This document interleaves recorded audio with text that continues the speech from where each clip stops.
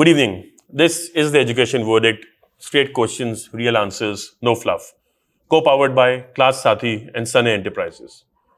There is a school in your city that exists entirely on paper. It has a CBSE affiliation, it has a school code, it has students enrolled in class 11th and 12th. On paper, those students attend every day. On paper, the attendance is marked. On paper, everything is in order. In reality, the classrooms are empty. The students are in Kota or at a coaching center 2 streets away, or sitting at home with study material that their school never gave them. Their school fees are being paid. Their attendance is being managed. And no one is asking any questions. This is not a fringe practice. This is not a handful of rogue schools. Top coaching institutes across India have been caught on hidden camera confessing that they guide students and parents to dummy schools admissions. Coaching centers act as intermediaries, providing middlemen who visit centers weekly with list of CBSE affiliated dummy schools. Schools earn extra revenue without the overhead of additional teachers. Coaching centers earn commissions for securing admissions. Everyone profits, except the child. Here are the numbers that should make every school leader in India sit up. CBSE has already acted against more than 300 dummy schools across the country. In September 2024, CBSE issued notices to 27 schools in Delhi and Rajasthan following surprise inspections. Earlier in 2024, CBSE cancelled affiliations of 20 schools for similar offences. And Kota, the city that became India's coaching capital, Kota is home to more than 150 coaching institutes catering to around 200,000 students preparing for JEE and NEET. 2023 saw 29 students suicide. The trend has continued into 2024. The number of students who died by suicide in India rose by 70% between 2011 and 2021. And yet the system continues. Because parents want it. Because coaching centers profit from it. Because some schools have decided that empty classrooms still generate free income. And because the board that is supposed to regulate all of this is conducting surprise inspections while the industry runs a parallel universe of middlemen and monthly payments. Tonight, we are not being polite about any of this. Dummy schools, shortcut to success or system failure.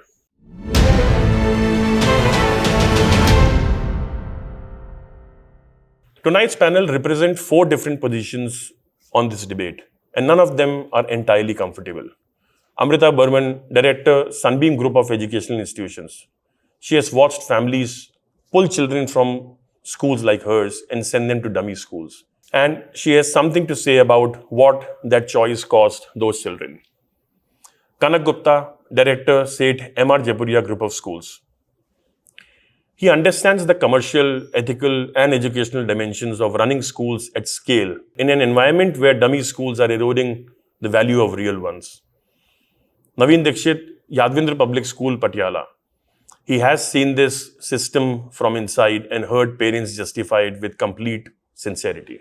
You have Sonal Ahluja, founder Shriram Bal Bharati School, New Delhi. She works closely with families and bring a distinctive perspective to this panel, looking at dummy schools through the lens of parental choices, pressure, and lived realities. Before anything else, let me be clear about what we are discussing. A dummy school is not a school at all. It is a fee-collecting administrative arrangement that gives a child a board exam registration in exchange for payments and no actual education. Let me ask each one of you directly. Have you encountered families who chose a dummy school over yours? And what did you feel when that happened?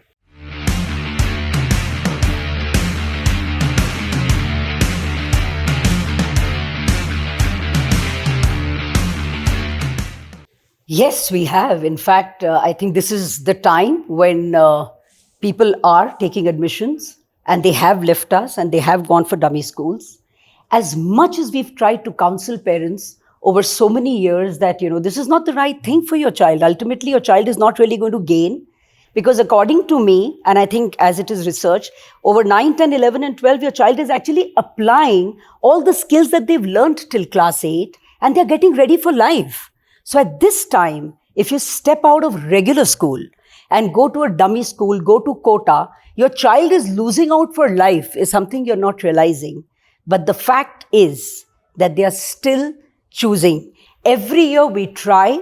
I thought numbers would come down, because there's been so much of inspection that we just spoke about. There's been so much of discussion and debate all over that dummy schools aren't working and this is not the right way for your child. But unfortunately, I don't see the numbers coming down. I see that parents are still choosing to go in for dummy schools over regular schools, very sadly. Yeah, I have encountered parents, families who've come to us and talked about dummy schools.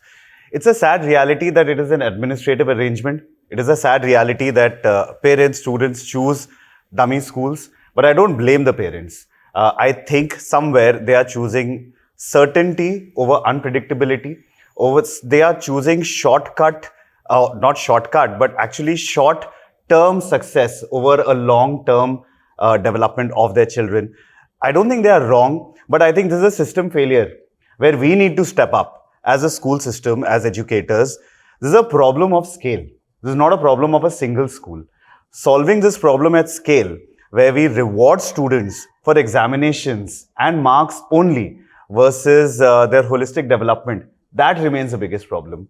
But yes, we've encountered dummy schools. We've tried to counsel parents, students. We've tried to create that holistic learning environment where assessments, competitive exams are also important for the development of the child. That's what we are doing.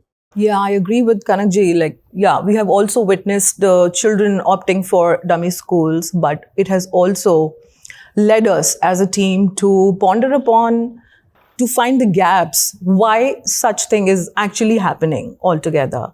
So the gaps, those were administered by the team, was that there is a huge difference in what as a school, if I consider my own school, what as a value we are declaring to the public, to the general people, that we will offer holistic education, we will teach children about compassion, kindness, and so on. But at the same time, like he very rightly said, what are we rewarding the system with? We are rewarding for ranks, higher marks, competitive exams, a lot of pressure. And on the top of that, the time element, there is a crunch created for the children, that the time is very less with you. And that is creating a lot of pressure. Hence, it is becoming a more, I would say it is becoming a more rational and a very repeatable choice for the parents, which is a topic to be dealt very deeply with the core and not just deciding whether it is right or wrong, whether it should be done or not to be done. It's way after that. Navin sir, what's the scenario in Punjab? So, firstly, I'll say that I compliment Nob for having this discussion today. And this is a time when we find huge amount of talent being as a dropout from the school. After class 10, we nurture them for almost 12, 13 years, and then we find that they're not with us. And their children, I've seen, they may be 99% last year, but with the other talent what they had, being a great cricketer or any other passion what they carried, they lose everything after the class 10. That is the painful thing what we are going through. Now, dummy school, as earlier it was supposed to be closer to Kota and these places, but now in major cities, the dummy schools are mushrooming. They're mushrooming because we may have cut down them, or maybe some sort of restrictions are there through CBSE for Kota and other schools, but they're mushrooming it at different places, and they have created a problem in a lot of manners, because when we talk about mental peace or those children getting into depression and other thing, so the pressures are so much. Pressure from parent to perform, pressure from the institute, pressure from society, all the corners. And these children who are very talented, they're losing their talent. That is a painful part about it. And if you look at the scenario today, it's not only about JEE, it is not about NEET, it is also for CLAT and a lot of other competitive examination which is happening. So the scenario is very not good. And whatever control is happening, it is to a very lowest level. We have to do more. We cannot lose our children like that after class 10th.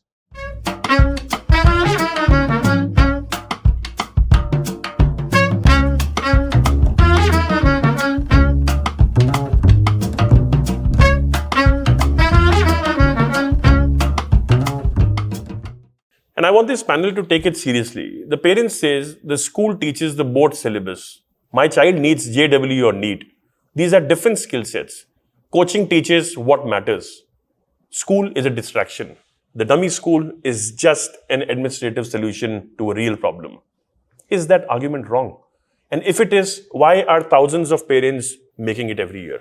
So basically, it's a wrong dream that we're trying to say that as much as us as a school try and bring all this together, I really don't feel that school is a distraction from our point of view. But because of a wrong dream being sold, parents feel that this is a distraction because they feel aapko jo karna hai aap kar lo class 11 and 12 mein. You are preparing a child for CBSE. The child may get even a 95% in CBSE, but does that really give an absolute predictability for success in a child's life? It doesn't happen necessarily because, again, as I started, it's a system failure. There is no commonality, which is a fact of the day, except on paper, the syllabus. But the way the preparation is to be done for a JEE exam is not what we are preparing for CBSE. So it is a system failure. Had CBSE intertwined and integrated JEE preparation, JEE syllabus in the right form, right? In CBSE itself, nobody would have had to step out at all. They have to step out because we actually fail as a school if we are a pure CBSE syllabus following, assessment following school. We fail. And I would like to say that, it's the system failure. If you want me to really pinpoint who's the one that's failing the system, I think it's the policymakers. Is it that the policymakers don't know? Is it that they can't understand that something is going wrong? It's an industry that is thriving. What have you done as a policymaker to sit up and think that we need to make a complete change in the curriculum and the assessment pattern? If you haven't done it, once you've realized, you are giving a boost to the coaching industry yourself, come what may. So I think it's a complete system failure. The schools haven't failed because as an institution, we try our level best to see to it that talent is there and we give the best education to our children. But the system doesn't allow us. Ravi, here's some statistic for you. Like 13 lakh applicants for JEE, about 22 lakh applicants for NEET. Now, these are huge numbers for schools to cater to. And what are we testing there? We are testing exam scores. While at school, we are pitching what? Critical thinking, emotional learning, development of students. The marriage of the two needs to happen at policy level. The marriage of the two is not happening. And when the parents have that aspiration, look, IIT, IIM is considered the short ticket to success later on in a person's life. But we also ironically have stories of people discovering their passion when they've turned 30 and they're going for music and movies and things like that. What is happening is that the prefrontal cortex of students is not getting formed because at the very ripe years when they are between 15 and 18, if we are sending them to the rat race institutions, how will they grow? How will they develop? And that is where the emotional disturbance between the growth part and the growing part is happening. And students don't ever discover what they're supposed to be doing. That is the main problem. The marriage between assessments and the marriage between what we as schools who offer holistic development, that needs to happen. Yeah, I agree 100% and would also want to add a psychological tinge to it. That yes, it needs a marriage, integration, pure congruence of two systems together. But then if you, for a moment, think about the psychological aspect of parents, what is ruling is fear. I'm a parent too. I would not like to risk my child's career for anything. I would definitely, because we all are somewhere into IB school, somewhere into highly priced schools, and we really want this to work out for the children. So the fear has to be totally removed. How this fear? Because if there is a fear, the behavior that follows on an autopilot is take a chance. And dummy schools is that one chance which is aversing the risk for the parents and the children.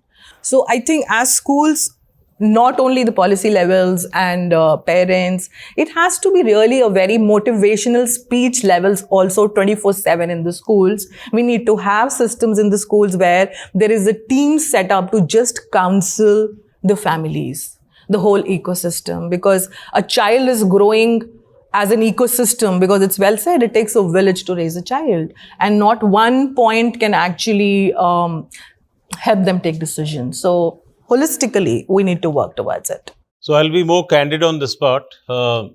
I heard Dr. Amrita, you shared that system failure, policymakers. But I'll say that even the school is failing the child. The reason is when the child gets into grade 11 and 12, are we really prepared to help him or her to prepare for those examinations? One is about the psychological part of it. Second is about the subject part of it. Today, we are struggling with good teachers in the school. For science teachers, I know in Patiala, we are not getting very good teachers. If I want to have an excellent teacher to come and teach my children of class 11 and 12, who can actually compensate to some part of or supplement to what NEET, JEE are required, we are not able to do that. So I will not never blame a parent and a child. But yes, we have to somewhere work beyond what we are doing in the school. From class 9 onwards, or maybe class 8 onwards, you have to give that clarity to the child. You also need to be very clear about whether the child has that potential to get into the JEE and NEET. If you look at the success rate, it's very low. It's hardly 3% or 5% in case of NEET. It's not much. So if the success rate is so low, what is happening to those 97% or 95% who are not getting those dream colleges? So we need to tell the children what is the alternate they need to have. And as a school, what we need to do is we have to balance out both the thing. If, let us say, it demands that we need to have coaching or maybe JEE preparation in a certain manner, the school need to be helping the child to do that. You cannot say that the dummy schools are existing, so you can go and have an alternate solution for those things. So somewhere the school also is not prepared to that level, and that is what the main problem is. Thank you for being candid and honest, Navin sir. Let me ask something most school owners will not say publicly. Some schools run this system themselves. Let's be clear. It's quietly they run the system themselves, and fees are collected, attendance is managed, inspectors are handled. How widespread is this, and what does it tell us about what some schools have become? Education institutions or revenue machines? Well, let's be candid and as short as possible. Yes. So we are obviously not a dummy school. I mean, I guess none of us are here. At least we are not. So but the fact is, even in my own town, there are dummy schools because there are a number of coaching centers that have proliferated. Many. There have also been inspections. There have also been taking away of affiliations, but they've all bounced back. They have all bounced back. What does it show for a system? It means that maybe it's a hogwash, what we are doing. We are coming, we are inspecting, and then they're all bouncing back. Takes away a lot of confidence out of schools like us, who really want to run it in the right way. Because there will be coaching guys coming to my office and saying, "Aapko kya hai? Aap kyun nahi karte hain? Easy way out hai, aap paisa bana sakte hain," and the child will also get success. What that success is, only God knows, but aapko milega. So there are some schools at the same time, as you just mentioned, that fall for it, that are happy making quick money, and there are dummy schools that exist 100%. So there are institutions which are revenue machines only. They are the biggest threat to us rather than just the coaching industry. Think of it. If every school decides in India, we are not going to be a dummy school, the coaching industry will die its own death.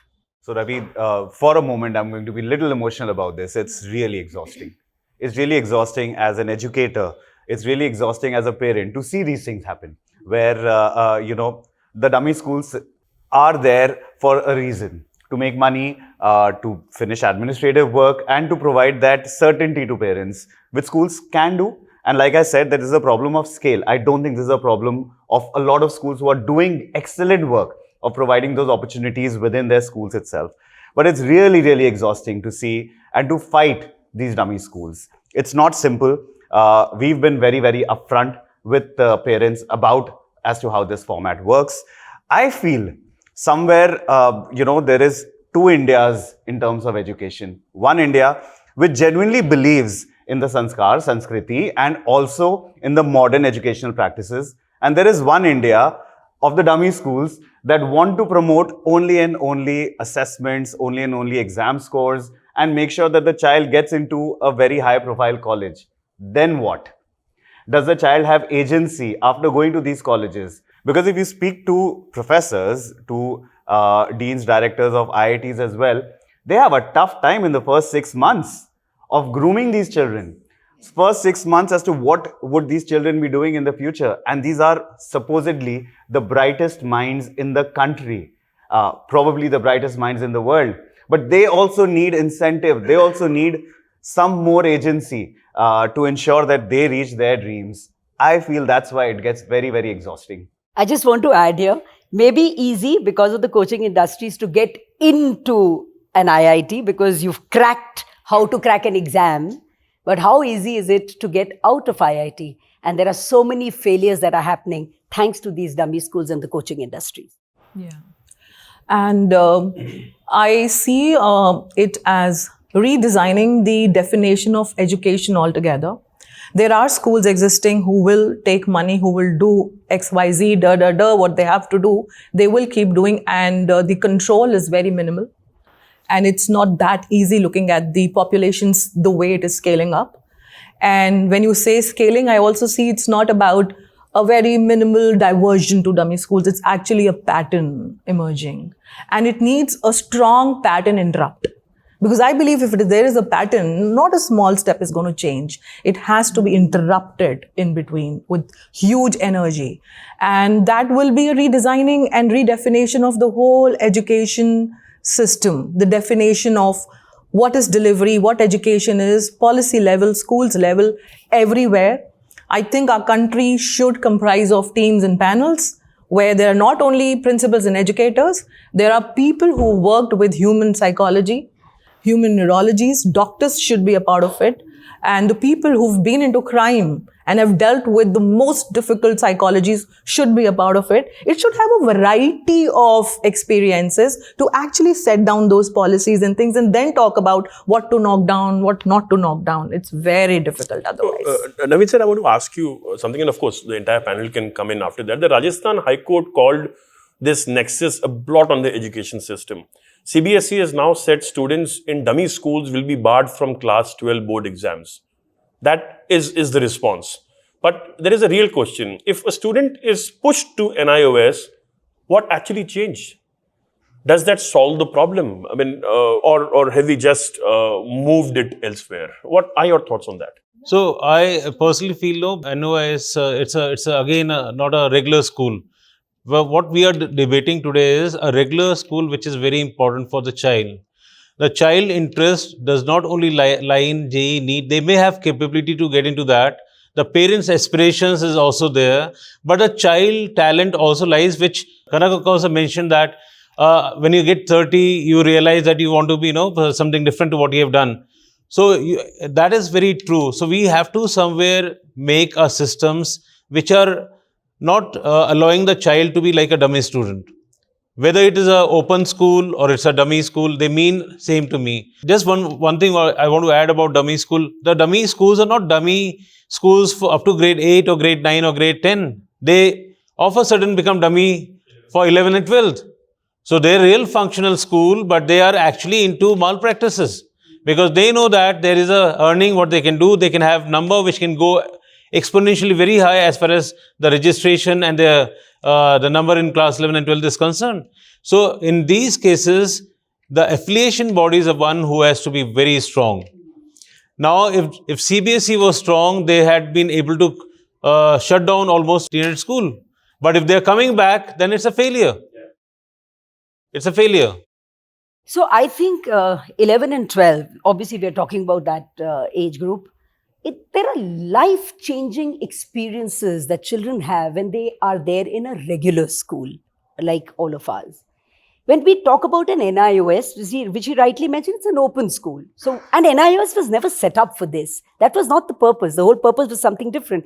Now you're actually misusing a system that was set up for another purpose because it's an easy way out. Don't come to school, get this certificate so that it's another entry point to JEE. You don't need to go to school, come to my coaching institute. So when children or when coaching institutes tell them, this is the option that you have. If you don't want to go to a dummy school, just go in for NIOS. They take away this life-changing experience from children completely. And I think it's something that we're doing absolute disservice to our children there. So I don't think that this should be encouraged at all. Somewhere the coaching institutes have kind of formulated a system. Ye nahi chalega to ye hai.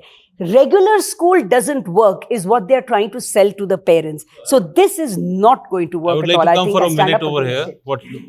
it. When we talk about 11 and 12, no, we also need to understand that we talk about 21st century skills. Now, 11 and 12 is a time when the child actually exercises all those leadership and skill what he or she has learned in till class 10. So that is a prime time for every child.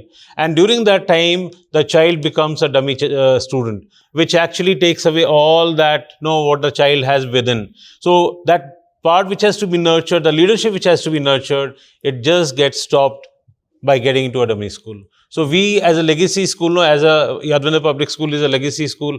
And in our case, we have, it's a almost 50-acre campus, and we have all the sports and all the co-curricular activities, leadership, everything. We are associated to Round Square Conference. We are part of IPSC, all those organizations which actually promote this holistic development and also those skills which are very essential for the child. So that's what I just wanted to say. When you bar students from appearing for the board exams, you're not really solving the dummy school problem. You are only addressing the problem of attendance. And that's just about it. They will function in some form or the other. To solve the problem of dummy schools, I think we need to go deeper into as to how do we bring in board level assessments to what the requirements of NEET, JEE, etc. are, or give more weightage to board results, to schools. Otherwise, in 11, 12, the parent will make that choice of certainty. I think that will always happen. Because something deeper is at play. The dummy school system is not just an administrative issue.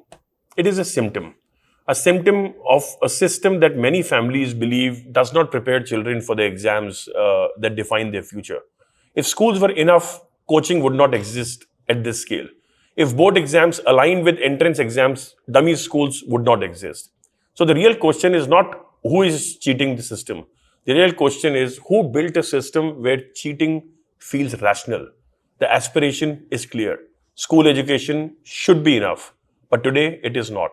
And families making decisions now cannot wait for that to change. Kanak, I want to ask you about the commercial reality of this situation for legitimate schools. When families pull children from your schools and enroll them in dummy schools, what happens to your school, to your teachers, to the children who remain? And is there a point at which even a school with strong values begin to feel pressure to accommodate this system, not because it wants to, but because it cannot afford not to?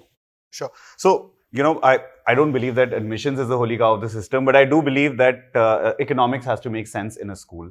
It always has to, because you're investing money, there are resources. Teachers do not like teaching empty classes. And that for me is the biggest letdown of the dummy school system. If the students migrate somewhere else and teacher has to come teach to 4 or 5 kids versus 20, 25 kids, I think it's a very big change for the teacher. For a school, economically, it makes a big dent, because then to source students and students who they have groomed for the last 10, 12 years, they have suddenly gone away, to bring in new students who are looking for a change, because the reality is that in grade 11, 12, students would shift only for some compulsion or some need that is not getting fulfilled at their current school. So to get those students in, to groom them all over again in just a 2-year period when there is so much happening is very tough. Economically, it is a big dent to the schools. Economically, schools think about it as to, how do I get more students in? And somewhere then the quality starts compromising. Thankfully, we've had a very foolproof system of retaining our students. We talk about values, we talk about exams right from the start. We talk to students that exams are important, but we don't have them stress about it. So I think that kind of value system makes more difference as well. But again, to do it across the country for a population as large as India is a challenge that needs solving. Navin sir, this question is for you. Student suicides in India rose 70% between 2011 and 2021. In Kota, 2023 saw 29 students suicide. These are children who left schools, entered the coaching system, and did not survive the pressure of it.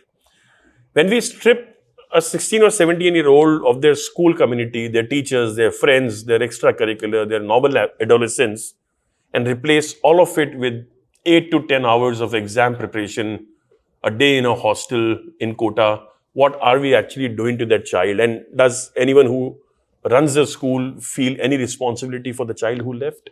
I think the schools are responsible. I have said this before. Somewhere the schools need to prepare the child very early about what exactly he or she has to do in life. Not everybody will get into JEE, not everybody will get into NEET, but if you look at the dropout, what we have in the school, almost 30% dropout is there in the school. It is happening because there's just the parents' pressure, the system not evolved in that manner, or maybe the policy maker. But it is the child who is suffering at the end. There had been reports where it has been communicated that there are mental issues which are faced by the children. And what happens to these suicide cases? It is not one day affair which is happening. It is building up over the months. And then there's so much of isolation for a child because they're preparing on their own. There are no friends.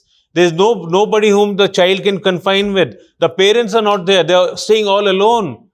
So when the child has no outlay or maybe a person whom they can confide in, they build up all these and it results into suicide.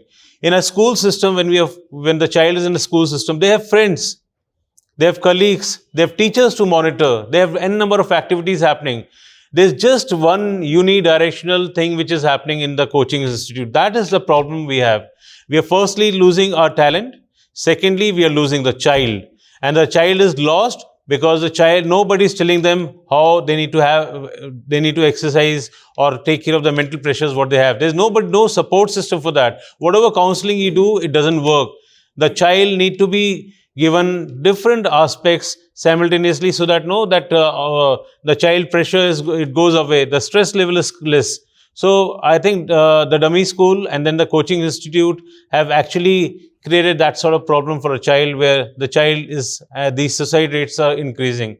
The schools need to actually become better. We need to have a balanced system. The system need to be like that, where the child is made to study CBSE, have a truncated classes, or you can have 4 days, 3 days, so some sort of solution, where the child is given enough practice of the JEE, NEET and other competitive examination. Also, there has to be some sort of alignment between the CBSE, ICSE, all other schools and the JEE NEET examination, what we have been talking about. Once we do that, I think all these cases will go down drastically. Can I come in about, so, about the suicide point, Ravi, there's one issue that no one really talks about, the domino effect it has on the people around. The friend of that person, it's not just a headline that a child has committed suicide, which is so unfortunate and heartbreaking, but the people around, the friends around, their families, the teachers themselves who would have seen this child grow and unfortunately do the unthinkable. I think that is also something that we never account for when we read the newspapers. Ultimately, if these suicides have to be controlled, we cannot just treat the symptoms. When we do inspection, we are just treating the symptom. To solve for the problem, we'll need to revamp the system tremendously. I agree with you. I totally agree with you. And Sonal, I want to bring you into something specific. You work in early childhood education also, which means you see children before the system gets to them, before the coaching pressure begins, before the class 11 dummy school decision is made. What do you see in children who come from families already running this race? And is there something happening in the early years of schooling that is setting up the conditions for the system to feel necessary by the time class 10 ends? 100%. Children as old as 0 to 8 years, we all know that the major brain development happens during this time. And when the parents come with the expectation of, oh my God, when my child will learn to write, when he's going to understand the letters and phonetics, when is he reading as soon as possible? He's just a 2-year-old. So the pressure that is building right in the early years. And that is what an ecosystem a child is brought up in. They're not raised only around the education system. They're also raised in a house where even the parents are not evolved. They don't know the idea of what pressure at this age is going to bring, what belief system it is going to form for them, they're going to carry this forward throughout their life. And that is going to be their blueprint. Because wherever they'll enter after 5, 6, and 7 years of age, they get into the formal school. And I have heard the comments from the parents that children from your early learning center goes to the formal school. It takes a lot of time for them to settle down. And we really decoded why. Because the culture, the system, the hard work we are putting in here, it is not at all evident. Not in all schools, but in many schools in India, in the country. So yes, early years is the major point where the shift should start happening, so that it is carried forward like a blueprint, like a whole brain architecture of a child. And then this child can be a very, very decisive child, can choose the best. I don't know why the parents interfere, whether a dummy school or not a dummy school. I have been a mother who would put the plate in front of them and said, choose whatever you want to. Why are we deciding for them? Because we have not empowered them enough. So Right here, from the I'm earliest. just sorry. I just wanted to come in here because, early childhood is also very close to my heart. I think it's all about the family ecosystem. So what she rightly said, it begins there. But the fact is, when the whole family ecosystem is one of achievement, going behind a dream, pressure, it starts from early years, and this is what continues right till class 12. You have to make it. You have to make it. The child lives in under pressure from early years right up to class 12. So I think the whole family ecosystem, the parents, everything, everybody has to be told, it's okay not to reach an IIT. There are alternatives, which Navinji spoke about, that you have to tell them that there are so many alternatives. Even if you want to be an engineer, who says that IIT is the only path to it? There are many other paths. I also go with Kanak's thing that by 30 years, I have a daughter who is 28, 29 years. I mean, she's done finance majors and today she's a successful entrepreneur getting into clothing, etc., etc. I mean, I can never dream of what this child is going to do tomorrow. And I have no guarantee down the line 10 years in future, what is she going to do next? So that's no, the but- only way to Yeah, success. when we're right? talking about So saying many no, the child will change when they get into the job market. They'll change almost 5 jobs in their lifetime. So why are we saying that you start with JEE? You start with at something early else. Years, parents are deciding what And you're there's going one to more do. last Why? thing from my side about this early years. Why are the school conducting tests in nursery, prep 1, prep 2, class 1, class 2? Are we not creating that environment for the parent to start doing it? Comparing? Pardon me, but we are also having graduation ceremonies in kindergarten. Graduation ceremonies. Yeah, with all the caps We'll and come to the that later, but kids. with the kind of experience that you come with, Amrita ma'am, the hardest question of the night. A family in a tier 2 city has a child who is genuinely talented, potentially IIT material. Their local school does not have the capacity to prepare that child for JEE. The nearest serious coaching center requires the child to be available full-time. The only way to manage both is the dummy school arrangement. That family is not cheating the system out of laziness. They're navigating a genuine structural failure. What do you tell them? And if your answer is don't do it, what is the alternative you're offering? So I think that's a very good question because it's a very practical question. There are places where there are no support systems to the school for a child to achieve the dream, if that is what the dream is of the school. So what we usually do is, personally, I do try and convince children that, look, there is no alternative to a regular school. It's a great idea to take a gap year. And let me tell you, it may be everybody will, why a gap year? Everybody is so particular about that 1 year of a child. But I've seen more success in that. Why? Because a child manages to do regular school, takes a break, only concentrates on coaching, maybe goes to quota and manages to do very well. Finally, it's about success in life. So that's one alternative that we give them. Not many people buy that because 1 year is a major thing for a child. So the other alternative, two alternatives that we have, we also have children, say, staying with us 24/7. And then we make it a point that the children get all facilities in the evening to get online coaching. Today, online coaching is available many places. So you're attending regular school. There is no concept of dummy school at all. And then you're attending even the online coaching. Success rate there, you'll be surprised, is pretty high. Again, children really manage to, crack it. And of course, There is also one more way that we do it. That's the third way. And there's been success in that, where you could integrate, where you could have at times some of these teachers who are coming in to support the system, and you have made a balance between your regular school studies and a little bit of support when it comes to the PMCB, which is really needed. So you do have outside people, plus your own teachers who are teaching CBSE to be trained to also deliver the assessment and the syllabus pattern of JEE. So this works. There are alternatives if you're really looking for it. And we've actually managed to retain a lot of our students because of the alternate systems that we are providing. So it's not that the dream can't be achieved. Even in a tier 2 town, it's possible. And we've done it with success. Perfect. A direct question for all four of you. According to one observer, even reputed schools are giving into parental pressure and allowing students to attend coaching while managing their attendance under a money sharing arrangement with coaching centers. If that is happening in reputed schools, what does it tell us about the state of institutional integrity in Indian school education, and who should be held accountable? The school that took the money, the coaching center that brokered the deal, the parent who asked for it, or the board that failed to catch it for years? I think, I don't know, like, it's my personal opinion that it's about the lack of consequence preparation. School doesn't mean it has to run for a day. It is going to be ages procession. So as school leaders, are we actually designing our system, seeing the reality 20 years ahead of time? If we are seeing that, then are we standing there, positioning ourselves that we have reached there, and then look back and reverse engineer the system? Are we doing it? I doubt we are not able to do that until now.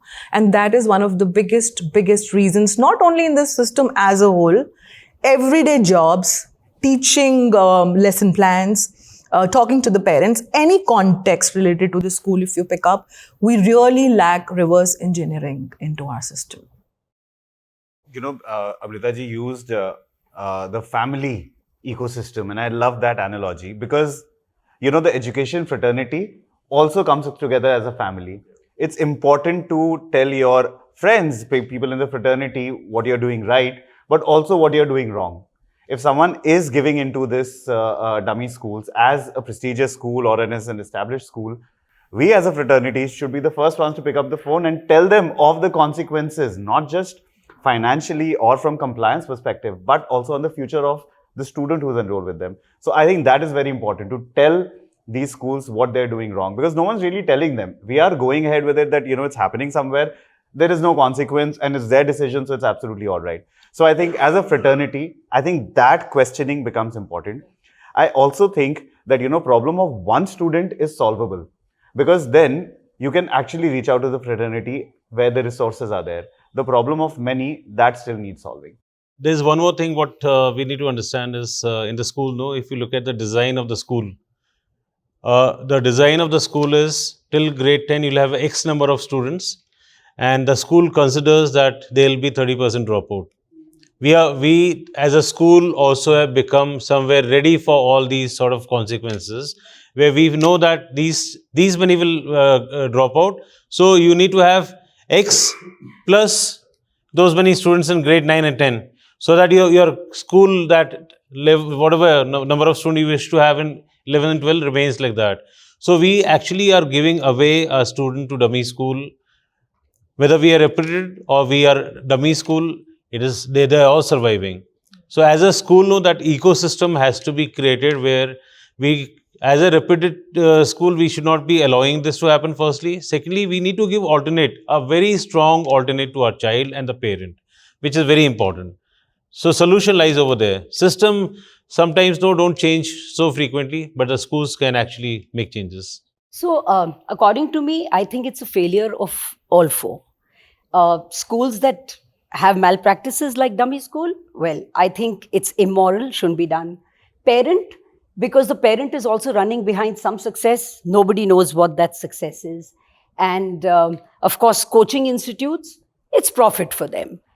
And so, according to me, actually the only person who has the wherewithal to make the change is the other policymakers. I come back to that. If the policymakers stand up to change the system completely, come down heavily on the coaching. There is a law for coaching centers not to run during school hours. Where is it being implemented?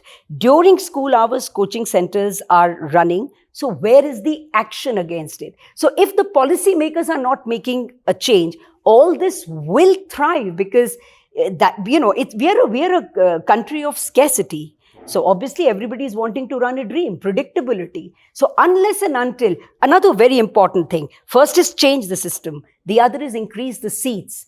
If there was more availability of seats in our IITs and many other NITs, and there were many more coming up, this rat race would positively stop. So I think the buck stops at the policymakers. They are the ones to be blamed. Final question, and I want honest answers, not diplomatic ones. If nothing changes, if the board keeps conducting surprise inspections, the coaching industry keeps running middlemen, and families keep making the same national calculation, where does this end? In 10 years, what does Indian school education look like if the dummy school system continues to grow? Honest answers, please. Collapse. I still see hope, at least till a particular age group. I also see hope, as everybody mentioned, one underlined very important thing. Keep talking to the children, keep letting them know, keep making the changes.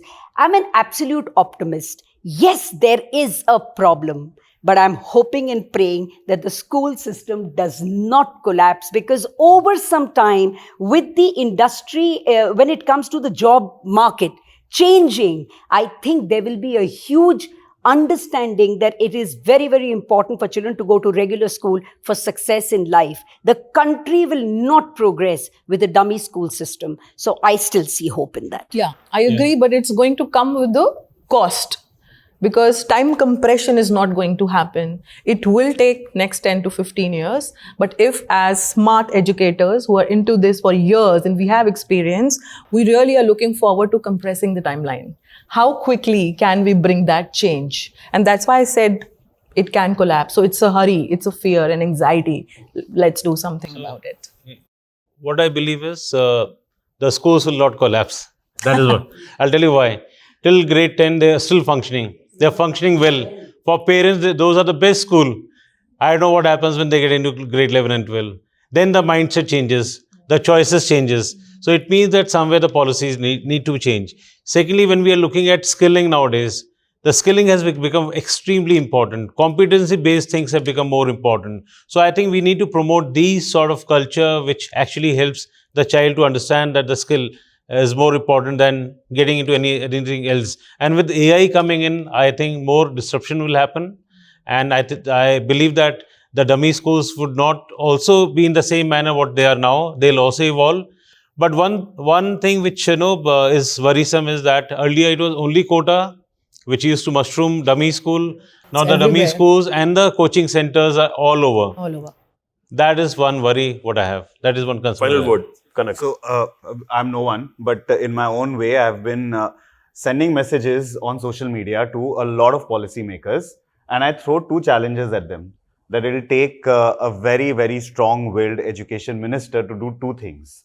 One, make sure that dummy school systems are absolutely eradicated. And two, the confluence of competitive exams and the school level board exams, etc., for that to happen. I think there has to be political will, but the hints that we are getting, there seems to be agency about that now. So 10 years down the line, I feel that this confluence will also happen, and I hope that there will be political will to shut down the dummy schools in the next 10 years. Can I just add 2 points to, in fact, joining hands with what Kanak is saying? If I'm wanting through your show to reach out to the policymakers, I think 2 simple things should be done for admissions into IIT. One is, or in fact, NEET IIT. One is, at one stage, if you remember a few years back, they got in 75% of percentage in the Board board examination, to yes. get into IIT, it was taken off. Obviously, some pressure from some lobby, I guess, just got that off. I think that should be got back. What is your percentage in the board should also be taken into consideration. The other thing, we should move with what's happening in the global admission thing, which is happening for years. What is the profile of the child? What has the child done in addition to the academics? And we are all talking, CBSE is talking about portfolios. We've made it.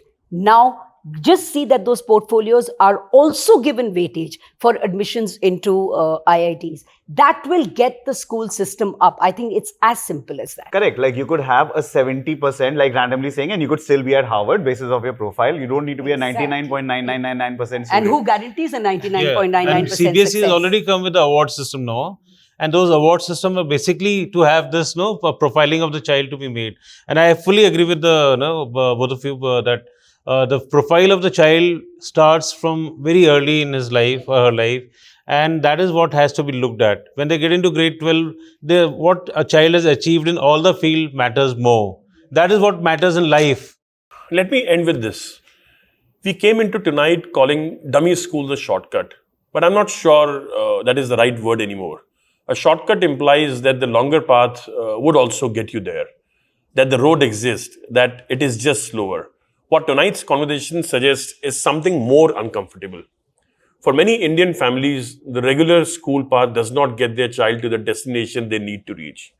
Not because the child is not capable, but because the system between the school and the entrance exam has a gap so wide that a parallel industry has grown up to fill it, profitably, illegally, and at enormous cost to the children inside it. The dummy school is not a shortcut. It is a symptom of a system that has two completely separate tracks, the school track and the entrance exam track, that were never designed to connect. Until they connect, families will keep making the calculation that the dummy school makes rational. The CBSE can conduct 400 surprise inspections. Courts can order SIT probes. Ministers can say school education should be enough. But none of that changes the lived reality of a 17-year-old sitting in a hostel in Kota, 800 kilometers from home, preparing for an exam that will determine whether the last 2 years of their life meant anything. That child deserves a system that does not require them to choose between their school and their future. We are not there yet. And until we are, this conversation needs to stay uncomfortable. Drop your views in the comments. We read everyone.